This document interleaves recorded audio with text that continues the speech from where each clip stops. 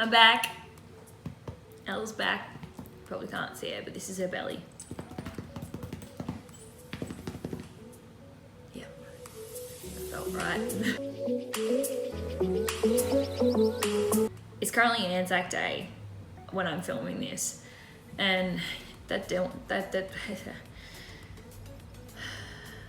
dawn service, man, she gets me every time.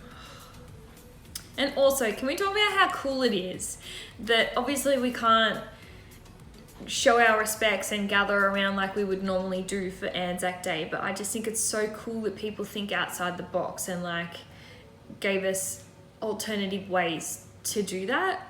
I think that's cool. Respect to humanity. Power to the people. Am I right? So, the good thing about working from home is that you are home. So what this means is you can spend your lunch breaks doing shit that you love that you're not paid to do. For example, on my lunch breaks, what I have been doing is either having lunch and chilling out and watching a TV show on the couch that Laurie hates because he's not home and I can watch it now because he ain't here. Or I will go in and I will record some music because, as I spoke about in a previous video, I've decided to record music because just because I'm not getting paid to do something doesn't mean I shouldn't. So I'm telling myself that I am recording and accumulating songs to eventually make an album. And it might just be me and Laurie who listens to that album, but it doesn't matter. Like, it doesn't matter. I love it. It's something that's important to me. It may not ever amount to anything, but it's fun for me and it gives me joy. And so things like that. Reading your books.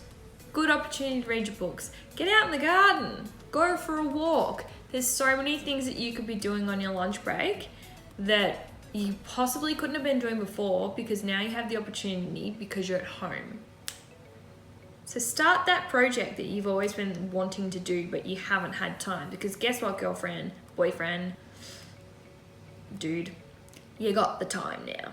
The other thing about it is too, if you did get up a little bit earlier, because haven't we all been sleeping in and just rolling into the study at friggin' 8:59, but if you continue to get up at a regular time, or even if you did it every second day, you've got an extra like hour in the morning as well that you could be using to do this time as well. So that's my first tip. My next tip is remember to take breaks. And this is something I'm struggling with at the moment, right? Because you feel guilty. I feel guilty for taking breaks because I'm like, I'm not getting paid to chill on the couch and play a game on my phone for 5 minutes. But the reality is, I don't know about you guys, but I have been extra drained, extra stressed, extra tired since working from home. And I believe the reason for that is I'm doing more work. I'm more productive now than I am in the office. But the reason for that is that you don't have these little mini breaks that you normally would have if you were in an office surrounded by people. So, you know, even when you just be like, oh, cool, she's 10 o'clock. I'm going to like wander in the kitchen and make a coffee and then someone else is in there. So you have a chat and it takes longer than it would. But it gets you away from your desk, away from your computer. You sort of get to, you know, stretch and give your eyes a rest, which is also very good. That's why, and it's taken me like a good 3 to 4 weeks to realize that. So now I'm like, okay, like if I feel like I am a little bit like, oh God, I've been here for ages and I'm just like stiff and just like buggered, I'm gonna get up and I'm gonna go out, I'm gonna pick some tomatoes off my tomato tree, or I'm gonna sit and I'm gonna play my game on my phone for 5 minutes, or I'll make my coffee, but I'll do like some star jumps in the kitchen to make me feel a little bit up and about, a bit more motivated, or like go across the road and ask the neighbor that question that you've been wanting to ask them, unless it's that neighbor, you know, the one that goes, come in, I'll make you a coffee. And 3 hours later, you're still there. Don't talk to that neighbor. That's a mistake you do not want to make. So it's important to take breaks. It is also really important that you have a space set up that makes you feel like it's separate to home, because you don't want to resent being at home. Even if you've just got a dining table. Like when I'm sitting at the dining table and my laptop is here, I am at work. And then when I close and I pack it away, I am home. Like just have like a ritual or a zone. You just need to like separate the two so that you don't go crazy. Use your weekends wisely. And what I mean by that is self-care, baby.